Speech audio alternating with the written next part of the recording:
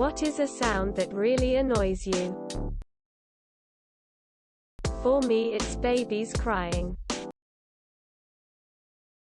Styrofoam can fuck right off to the worst parts of hell. A child's laughter is like nails on a chalkboard. People stirring stuff in a glass aggressively and people audibly chewing. My alarm clock. Electrical buzzing. Microwaves. Neighbors mowing the lawn.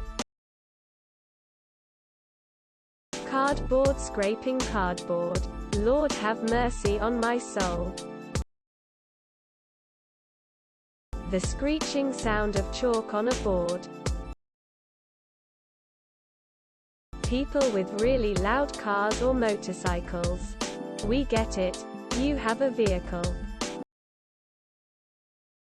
Whispering, loud eating, heavy breathing, to an extent, snoring and my teachers talking. Children singing. The sound of Velcro and kids, babies, toddlers. Especially when parents do not do anything. Don't forget to share, like and subscribe for more content.